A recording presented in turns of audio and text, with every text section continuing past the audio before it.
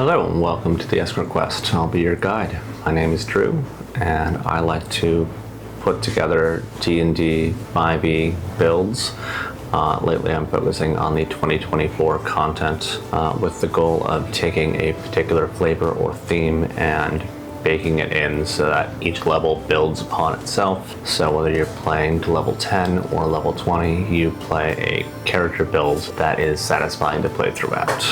This particular channel is built out of two things.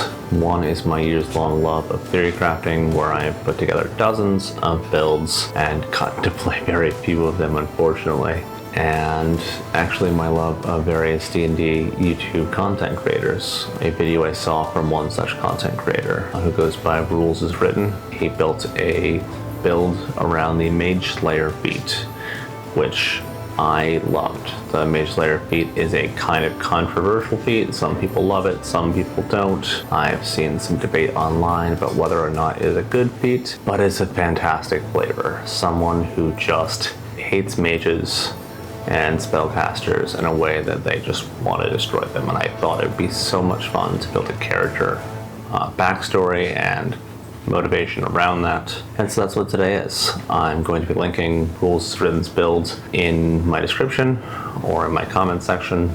Still working out how to do those things, but it will be there so you can go and check that out and then maybe come back and watch the rest of this video or watch it afterwards. Hopefully you enjoy both. You'll see as I go through my build that some of the stuff that he did I absolutely loved, and some of it I disagreed with and wanted to go in a different direction for. That is okay. You can build two different things in two different ways, and that is completely fine. Getting into this build is going to be a multi-class build. We're going to go Fiend Warlock 12 and Assassin Rogue 8. Again, whatever level you play to, this is going to feel flavorful and fun for you. So whatever you want to do, I might talk about some considerations if you're not going all the way as I go through. So first of all, we are taking, same as Rules Is Written had taken, we are taking the Yuan-Ti as our build for this. It is not critical to the builds. You take whatever race is most hideous or grotesque or maligned. Yuan-Ti fits the build really well for this, and they have a feature that I'm going to want for this character. The feature doesn't make or break the builds, it will work without it. So pick whatever is the maligned, awful, oh my god, you turn heads walking through town race. Talk to your DM, talk to your party. Hopefully you enjoy the flavor. For us, we're taking Yuan-Ti. With Yuan-Ti, we get a 30-foot walking speed, we get dark vision out to 60 feet, we get magic resistance, which is why I'm picking that race in particular. It's very flavorful for a race that maybe mages want to take out. It's good motivation for them to be particularly vicious and vile in their destruction of them, and I thought that fit our backstory really well. They get Serpentine Spellcasting, which gives you the Poison Spirit cantrip, not building around this. You get the Animal Friendship spell. You can use it an unlimited number of times for free, but only talk to snakes. I don't know how many snakes you run into in your campaign. Hopefully your DM gives you some snakes to talk to. And you get Suggestion at level 3. This is awesome. We are going to be taking things that give us suggestion also, so again, it's not paramount. You also get Poison Resistance. We are taking our monstrous race and we are building a backstory around it. I am going to imagine that we lived in a conclave of other Yuan-Ti or whatever race you have chosen, just sort of quietly kept to ourselves, trying to avoid a society that maligns us so very deeply. But our conclave was found out and our people were slaughtered. Soldiers came and they murdered people and you watched those horrors. But then the spellcasters came and they came hurling fire and warping minds and controlling people with the powers of creation. It just left a lasting scar and a hatred. You have survived, and your only goal is vengeance against those. To that end, for backgrounds, we are taking an old background and customizing it just because it is so flavorful and fits our backstory so well. We are taking the Faceless One background. Gives you proficiency in the Disguise Kit, Intimidation, and Deception. all will be fantastic for hiding our monstrous heritage, and it gives you the dual personality trait, which is going to be hugely important to our build. We're going to have one disguised persona, whether via the disguise kit or via a spell later on. Spoilers for ahead in the video. We're going to put one face forward, and it will be literally a face character for our party. It's going to be a charismatic, happy-looking, disguised version of yourself that you put out into the world. And then back behind, you have the monstrous, plotting vengeance monster that is just looking to get revenge for what was done to you as a child. It makes for great motivation. You go out with the party because you are looking for these spellcasters, and it will really inform your roleplay, and that'll be fantastic. For a origin feat for this build, I'm taking the alert feat. Getting earlier access and initiative is going to be very helpful to us later on, and it will help set us up for some stuff. For our starting abilities, I took the standard array.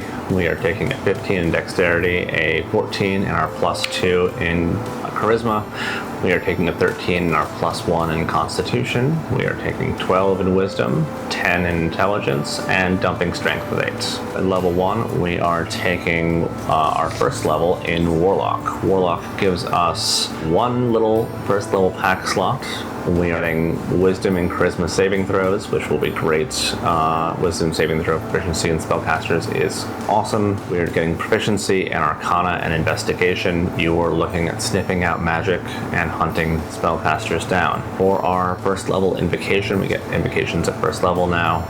We are taking Pact the Blade. Doesn't really matter what weapon you take for now. Pact the Blade is going to let us use our charisma for our attack and damage rolls. It's also going to let us change our damage type to Radiant Necrotic or Psychic. We are going to probably choose Psychic, but the ability to change this around is going to be really helpful to us. Going forward, it'll let us get around damage resistances. Also, we're looking at notable spells at this level. We are looking at Eldritch Blast, Minor Illusion, Hex, and Bane. Booming Blade, although we won't really be using it very much with this build. At level 2, we're going Warlock 2. We now get a second first level pack slot, as well as 2 more invocations. And for this, we are taking Mask of Many Faces. This will change out our disguise kit for the disguise self spell, and we'll be relying on this for our dual personality. This is going to be a big part of the role play, and so hopefully you guys get to have some fun with it. For our second invocation, we are taking Eldritch Mind, so that way you never lose concentration on your own spells. At level 3, we are getting our subclass, and we are going Fiend Pack. This is a character who is so devoted to vengeance that summoning up a demon or a demon finding us and offering us power is something we jump at in a heartbeat. We're not born with spellcasting. We aren't studying for spellcasting. We are literally just selling our soul for the means to do what we need to do. With Fiend Pact, we get Dark One's Blessing. This will give us temporary hit points equal to our charisma modifier plus our warlock level when an enemy we kill within 10 feet of us or an enemy is killed within 10 feet of us. This will be fantastic. We will be a melee character for this entire build, so taking down spellcasters' minions on our way to them is just going to buff us up, and that'll be fantastic. For Fiend spells at level 3, we're going to get Burning Hands, Command, Suggestion, and Invisibility.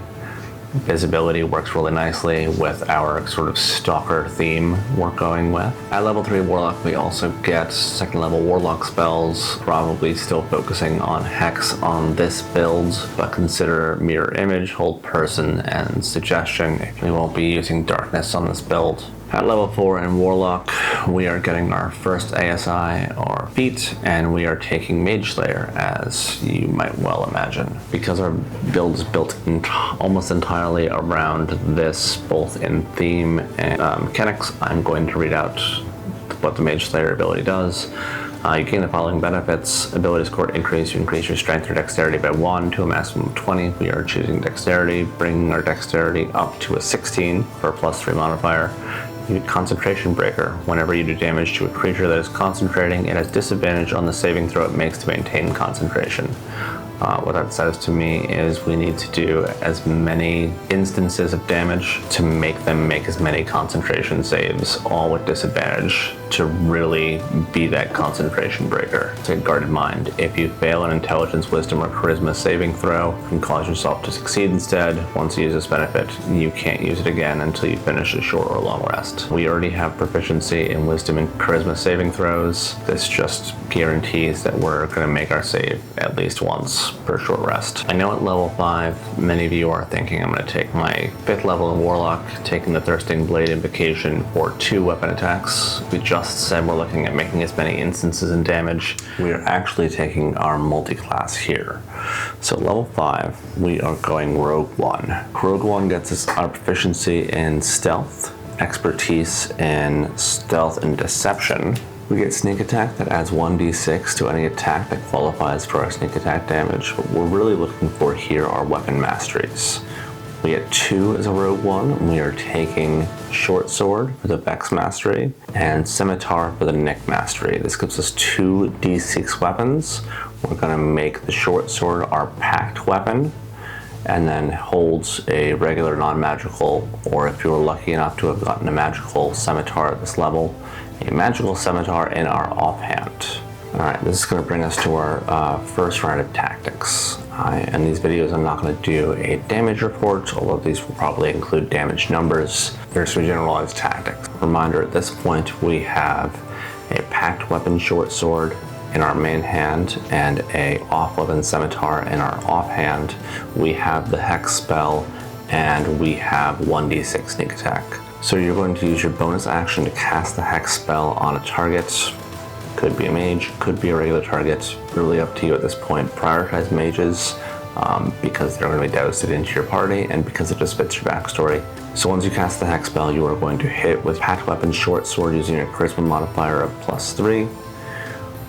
If you hit, you are going to do 1d6 plus 1d8 damage plus your 3. Then using your Nick Mastery, you're going to attack with advantage, which you received from the Vex Mastery of your short sword, doing, if you hit, 1d6 damage plus 1d6 for Hex, plus an extra 1d6 for your sneak attack damage. All in all, you are going to end up doing 5d6 damage, totaling in approximately 21 damage per turn. At level 6, Rogue 2, we're going to get Cunning Action. This will be helpful to us. We are not going to have a fantastic AC. With Dex modifier of +3 and non-magical studded leather armor, we are going to have an AC of 15, which is good, not great. So being able to have a hit and run attack and disengage is going to be very good for our survivability. At level 7 Rogue 3, we are taking our subclass and we're taking the Assassin subclass. At this level, we get 2 features. We get Assassin's Tools, which will give us the Disguise Kit and the Poisoner's Kit. We already had proficiency in the Disguise Kit and are using the Disguise Self spell for our general roleplay, so it's really just a duplicate feature there. Not a big deal. We also get the Assassinate feature. This is going to give us advantage on initiative rolls. This, in addition to our alert feat with a +3 proficiency bonus, is going to reliably make it so we get to go first in initiative. If for some reason we low, spectacularly low, the alert feat does allow us to swap initiative with a willing player. So hopefully your party knows what's going on. They would like you to do a whole bunch of damage early or take out a mage early on. We also get the Surprising Strikes ability. This will give you advantage on all attack rolls on targets who haven't taken a turn yet. Additionally, if you qualify for sneak attack damage, you get to add damage equal to your rogue level to these attacks. Additionally, our sneak attack goes up to 2d6 this level. At Rogue 4, character level 8, we are going to be getting our second ASIR feat, and we are taking the Dual Wielder feat. This will let us make a bonus action attack if we are holding 2 light weapons. We are holding a packed weapon short sword and a offhand scimitar. Dual Wielder is also going to increase our dexterity by 1, bringing it up to 17. Unfortunately not bringing our modifier up at this point. Level 8, we continue to use Hex. We've now added a bonus action attack to our little flurry of attacks now. So your attacks will be similar to they were at level 5. We are going to attack with our packed weapon, make a follow-up attack with our Nick attack, and make a bonus action attack on subsequent turns that we don't attack Hex. All in all, these will include an extra d6 from Hex and 2d6 sneak attack damage at this level. So your total damage, if everything hits, will be 88 plus 3, bringing your total average up to 21. That's a 50% increase from our last tactics report. At level 9, yes, we are finally going back to Warlock for Warlock 5. This is going to give us 2 more invocations. We are picking up the Thirsting Blade invocation that we've been wanting for 4 levels now, as well as Eldritch Smite.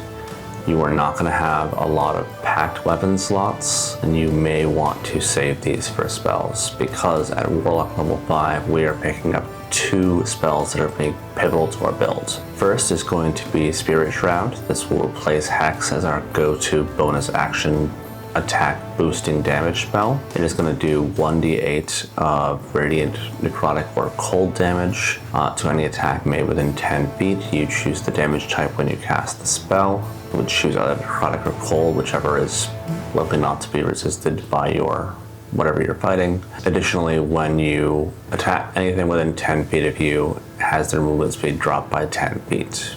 This will be helpful. Keep mages from moving around too much. We also get Counterspell at this level. Reminder, you only have 2 level 3 packed slots at this time, so saving one of those packed slots for Counterspell is probably a good idea, but if you crit, it's hard not to use an Eldritch Smite.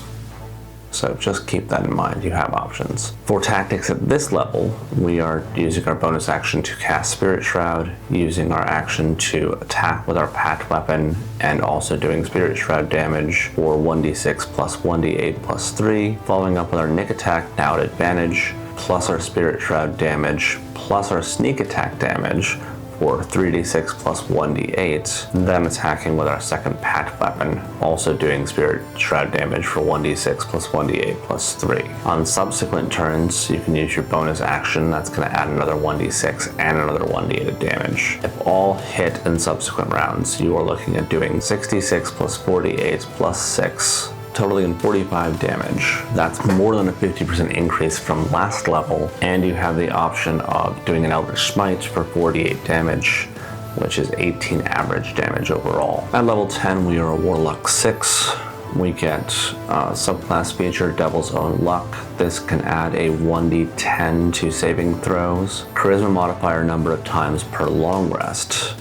This is going to do fantastic things for our saving throws. Not only do we have a free mental saving throw pass from Mage Slayer, but we can also add an average of 5.5 to any saving throw. That's higher than our proficiency bonus. At this level, we have a -1 strength save, a +3 dex save. Both can receive the 1d10 or average of 5.5 to that roll. Cons a +2. Our concentration checks are made with advantage because of the Eldritch Mind invocation. Our intelligence, wisdom, and charisma saving throws all get a free save thanks to Mage Slayer, but our +0 intelligence hurts. We can now add the 1d10 from Devil's Own Luck to those spell saves. This should hopefully reliably allow you to pass any spell save. At level 11, we are a Warlock 7. This is going to give us 4th level pack slots. We get another invocation. I would take Blessings of the first one and take the Lucky Origin feat. This is going to proficiency bonus number of times. Give yourself advantage on a d20 test. You already have advantage on many of your attack rolls because of your Vex property and Assassinate features. You have advantage on your d20 test rolls for initiative. Now, if you need a saving throw, you can add to that as well. For fiend spells at this level, you get Fire Shield and Wall of Fire, situationally useful. You also can pick up 4th level Warlock spells at this level. You can get Shadow of Moil, is great for heavy obscurement, as well as Great Invisibility, which will just straight up keep mages from seeing you, which will make them unable to cast spells in many instances. We're going to assume that we're going to keep casting Spirit Shroud at this level, but you have that versatility. At level 12, you are a Warlock 8, and you get another ASIR feat. This is really where you need to be deciding what is best for your campaign. If you are going to continue all the way to level 20, I'd suggest picking up a Charisma feat, bringing Charisma to 17. I would choose Actor at this level. So far, I've been using our Disguise Self and Deception skills to take on our face persona, but perhaps you want to pretend to be somebody else. guard, a noble, whatever's handy for you. Take this feature and really level it up with the actor feat. You're also wise to either up your charisma by 2 or take a +1 in both dexterity and charisma, rounding both off to 18. For our purposes, I'm going to assume we're taking the charisma boost with the actor feat. This is just my choice if we're going to level 20 with this character. At level 13, we are taking Warlock level 9. This is going to give us our 5th level pack slots. We get another invocation at this level. We are taking the Life Drinker invocation. Unfortunately, the Life Drinker invocation is not as good as it used to be. Previously adding a charisma modifier to all of our damage rolls once again.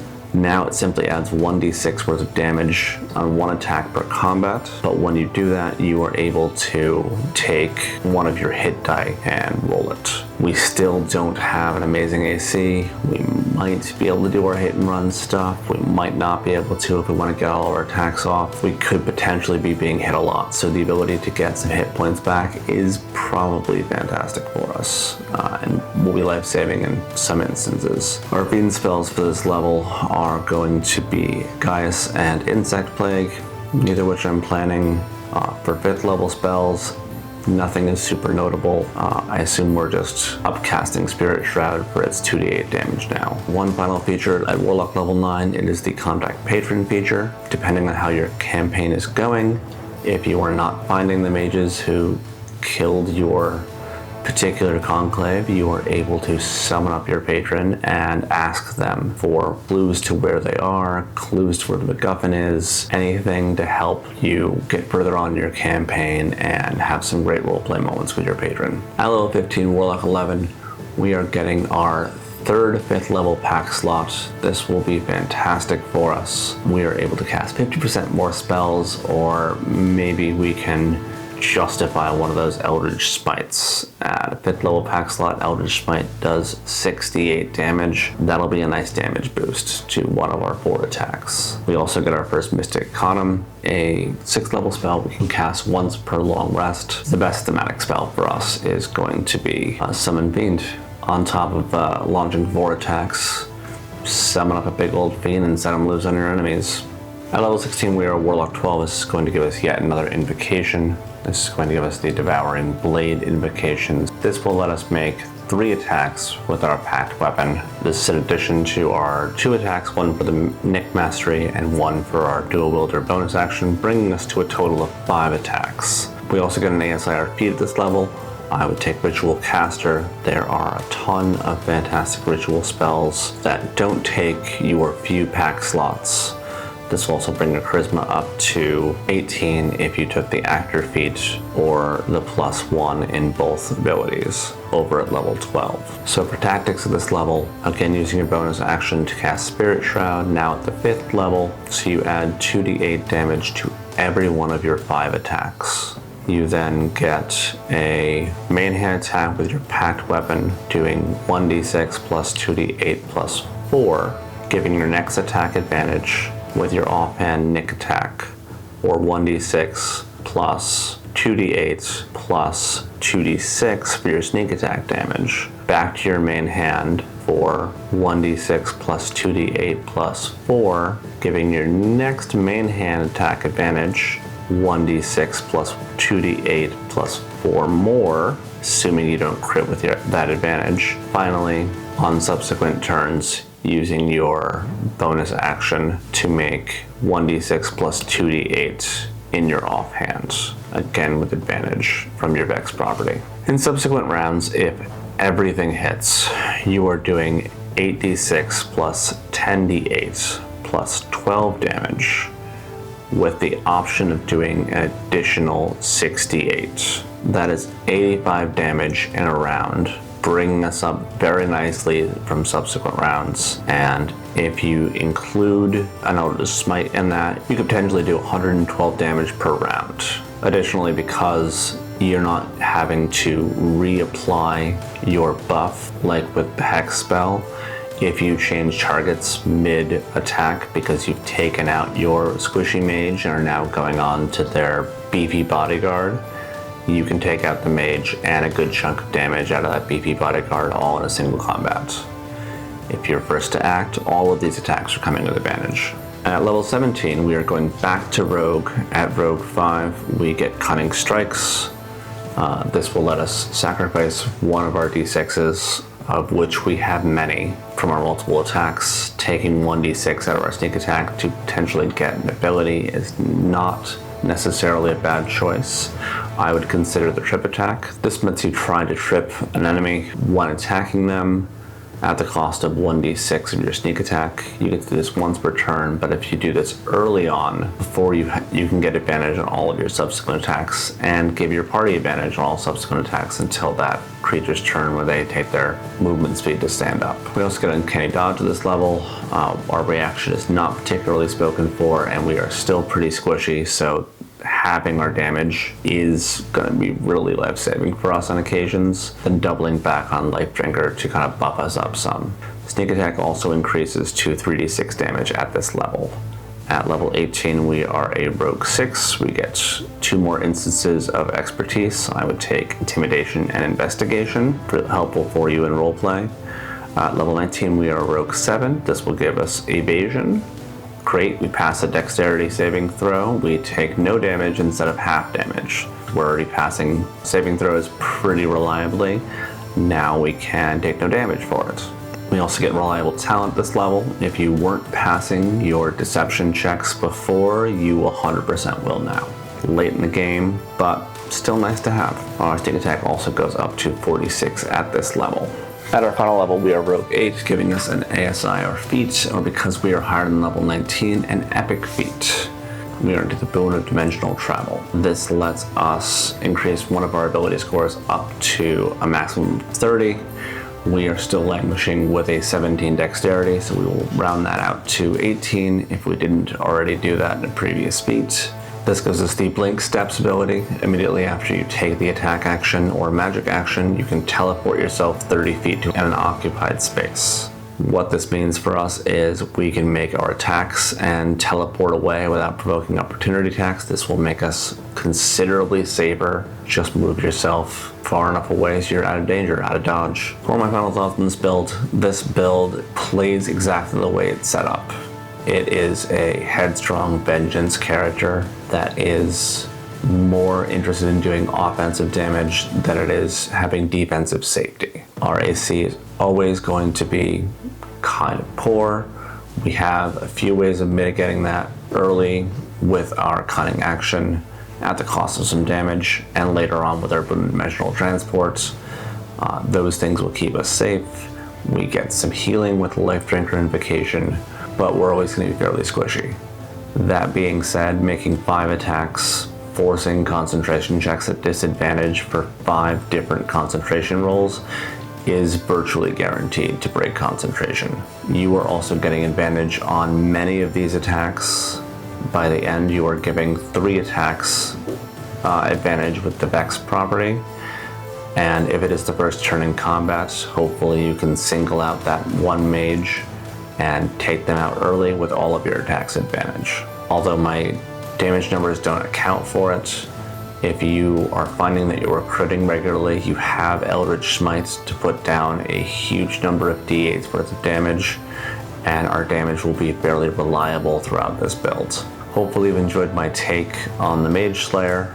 If you like this build or want to check out any of the other builds on the channel, I definitely urge you to do so.